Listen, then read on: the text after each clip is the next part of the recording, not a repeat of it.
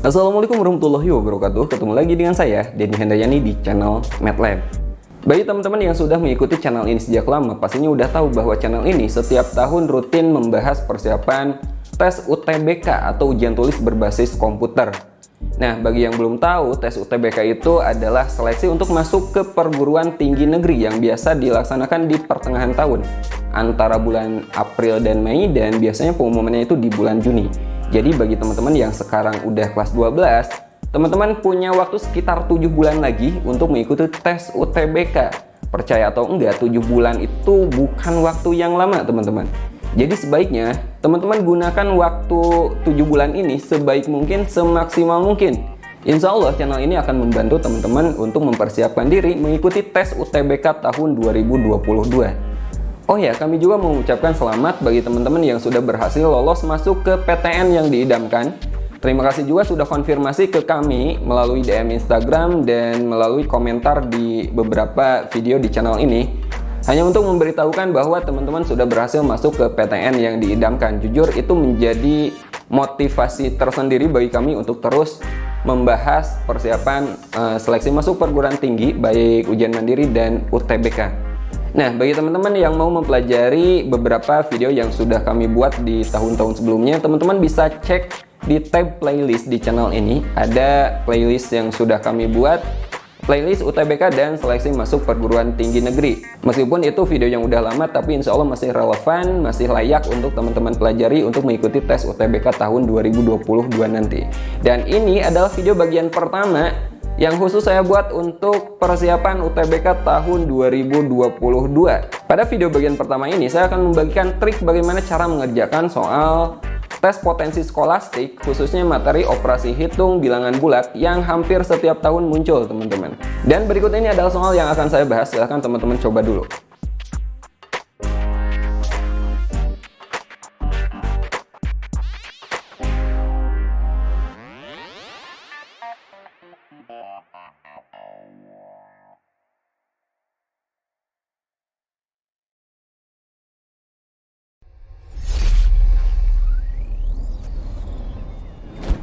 Oke, sekarang kita bahas soal yang pertama.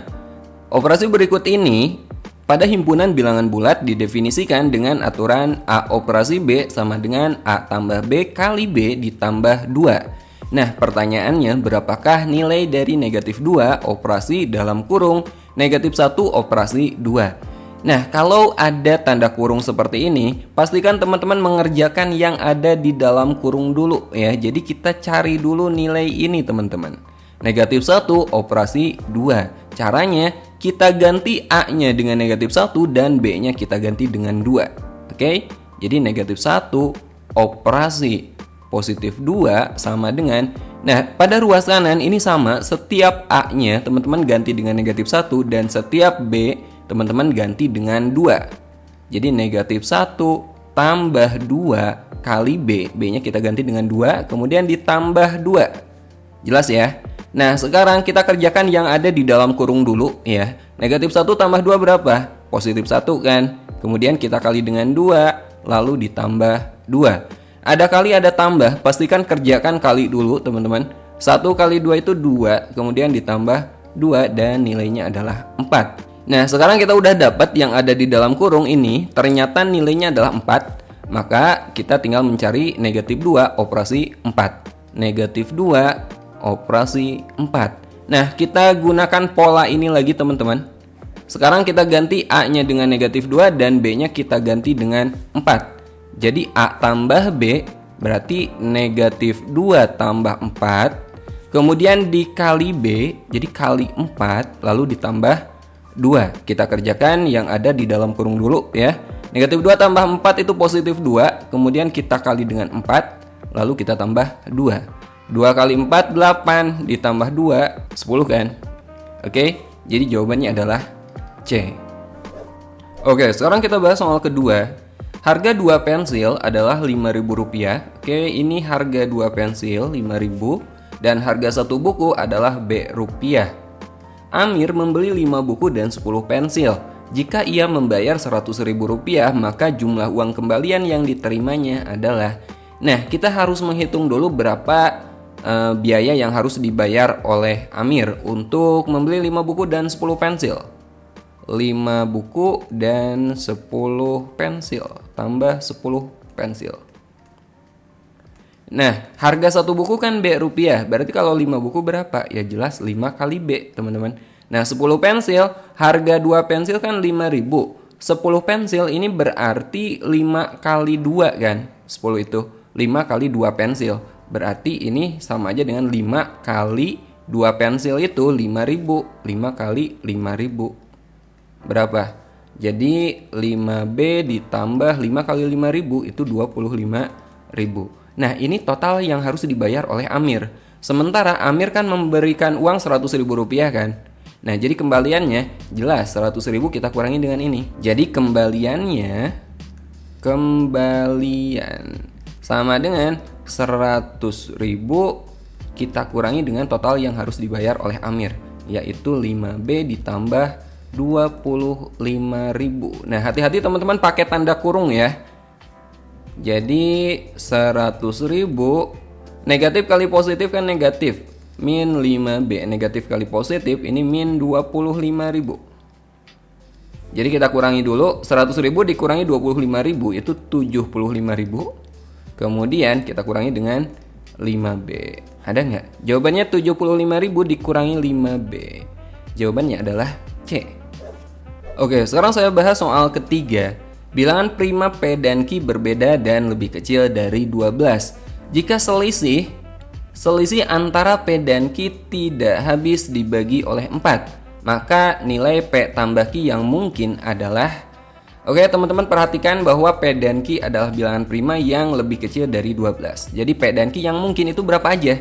Bilangan prima yang lebih kecil dari 12. Bisa 2, bisa 3, 5, 7, dan 11. Ya enggak? Nah, sekarang kita akan mencari selisih dari dua bilangan prima di antara 5 bilangan berikut ini.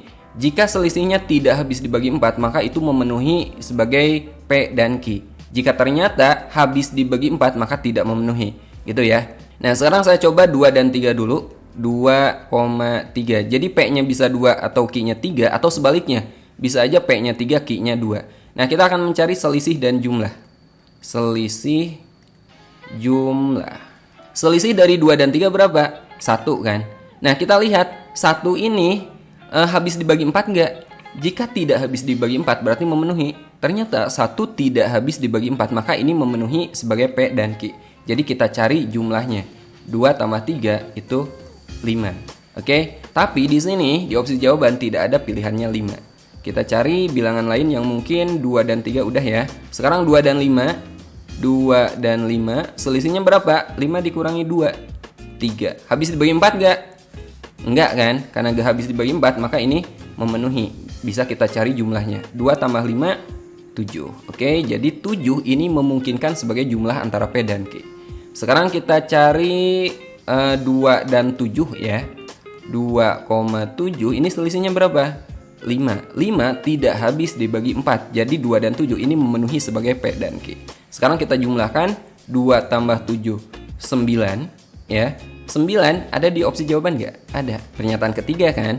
Nah, sekarang kita udah dapat pilihannya antara 1 dan 3. Nah, ini mungkin, ini masih mungkin.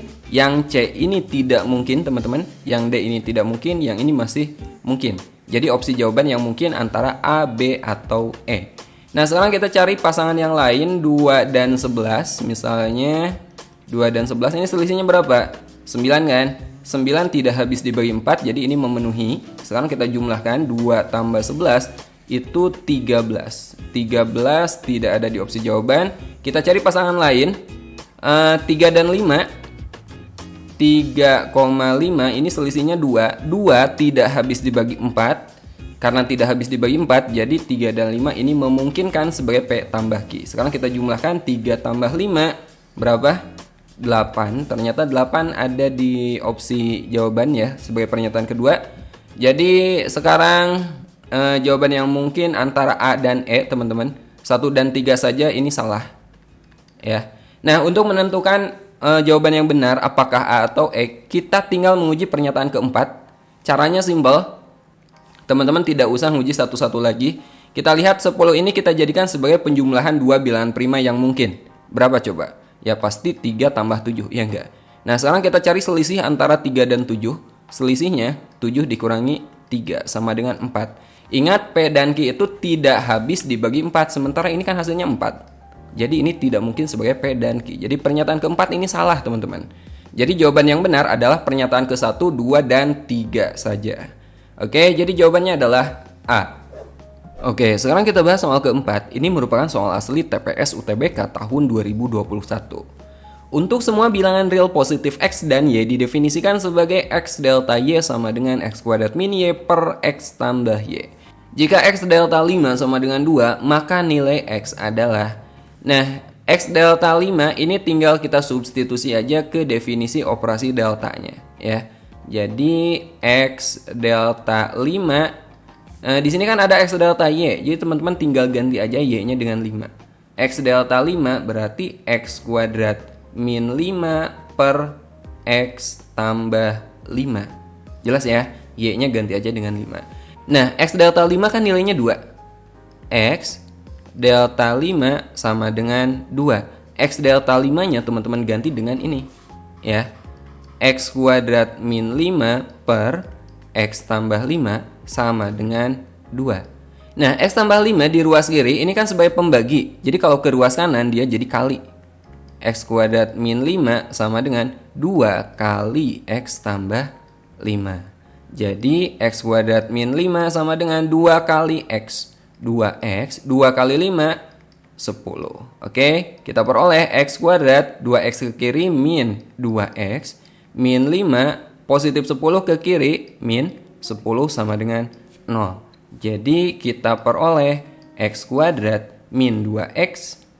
Kemudian min 5 min 10, jadi min 15 sama dengan 0. Ini kita faktorkan aja. Ya. Kita cari dua buah bilangan, jika dijumlahkan hasilnya berapa? Negatif 2, jika dikalikan hasilnya adalah negatif 15. Berapa tuh? Negatif 5 dan positif 3, ya enggak? Jadi min 5 plus 3. X min 5 sama dengan 0, maka X sama dengan positif 5, atau X tambah 3 sama dengan 0, X sama dengan negatif 3. Jadi jawabannya negatif 3 atau 5. Ada nggak? Jawabannya A. Gampang kan? Kita lanjut ke soal terakhir. Oke, sekarang saya bahas soal terakhir, soal kelima. Ini juga merupakan soal asli TPS UTBK tahun 2021. Diketahui X, Y, Z didefinisikan. X, operasi terdefinisi Y, operasi terdefinisi Z, sama dengan dalam kurung X tambah 2Y pangkat Z. Pertanyaannya, berapakah nilai dari 5 operasi terdefinisi, negatif 3 operasi terdefinisi 100, ya.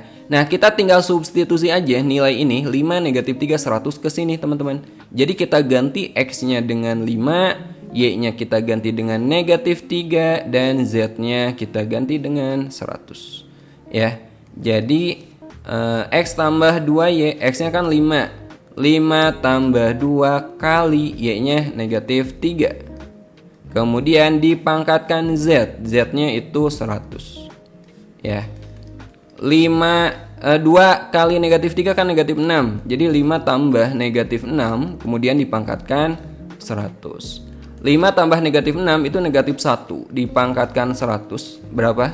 Nah, bilangan negatif ketika pangkatnya genap, teman-teman, 100 kan genap, maka jawabannya adalah positif. Jadi jawabannya ini adalah positif 1.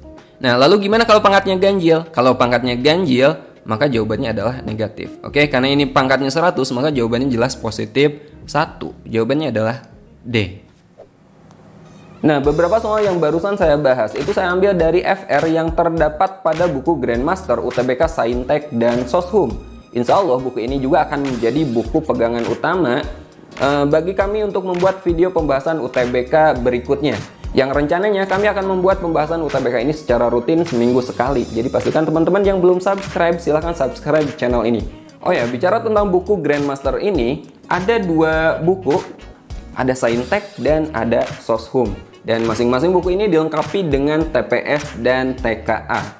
Ini tebal banget dan isinya pastinya sudah lengkap. Nah, kabar gembira bagi teman-teman yang melihat video ini, teman-teman bisa mengikuti tryout dari Grandmaster yang dilaksanakan sebanyak 11 periode dari bulan Oktober sampai bulan April. Nah, tryout pertama itu akan dilaksanakan 4 hari lagi dari video ini diupload ya, yaitu tanggal 5, 6, dan 7 Oktober tahun 2021. Nah, bagi teman-teman yang mengikuti tryout tersebut, langsung aja follow Instagram grandmaster.utbk atau klik aja link join tryout yang saya sertakan pada deskripsi video ini.